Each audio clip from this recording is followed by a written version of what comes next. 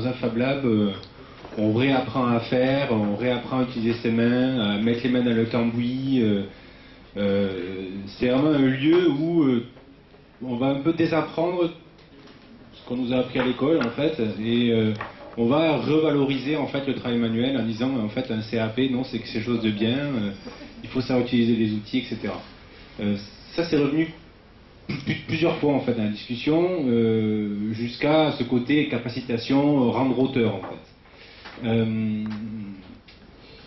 Il y avait un point en fait qui était ce qu'au début on a pas mal discuté de où le Fab Lab se trouve en fait dans une chaîne logique entre les industries d'un côté et puis la bricole au tout début, et on se disait que le Fab Lab ça pourrait être en fait un premier palier où on apprend à faire des choses, alors sur des machines de taille commerciale mais pas si puissantes, et que ceux qui utiliseraient le plus les Fab Labs en fait pourraient à travers un mécénat de compétences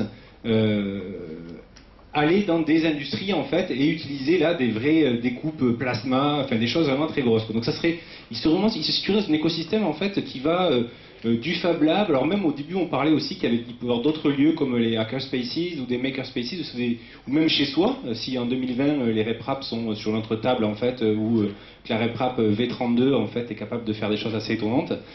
Mais voilà, il serait dans une chaîne logique. Il est nécessaire parce que c'est un lieu aussi un peu comme... c'est un tiers-lieu. Donc c'est un lieu où on va croiser les milieux, on va croiser les compétences. C'est pour ça que ça reste important qu'il y ait une présence physique en fait finalement de ce lieu.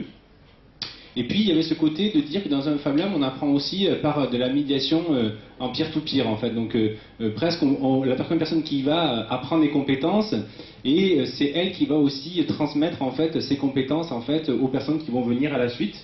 Donc il peut y avoir des médiateurs officiels, mais il peut y avoir d'autres personnes en fait qui seraient là et qui pourraient venir aussi, comme on l'a fait dans l'informatique où en fait c'est les enfants qui apprenaient à leurs parents et puis à leurs cousins, leurs collègues, etc. Et puis comme ça comme les virus, en fait, l'informatique s'est apprise.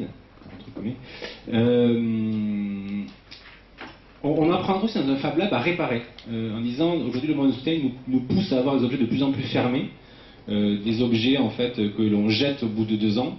Donc ça serait aussi un lieu où en fait, comme on faisait avec les voitures il y a encore pas si longtemps que ça, on vient changer le carbu, modifier et réparer son ordi en fait dans le Fab Lab, ou d'autres pièces en fait électroniques comme ça.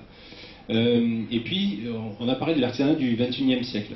Donc ça pourrait être aussi en fait un lieu où voilà, tout cet écosystème d'artisanat en fait pourrait se redévelopper, ou en tout cas reprendre une vraie place en fait dans la création.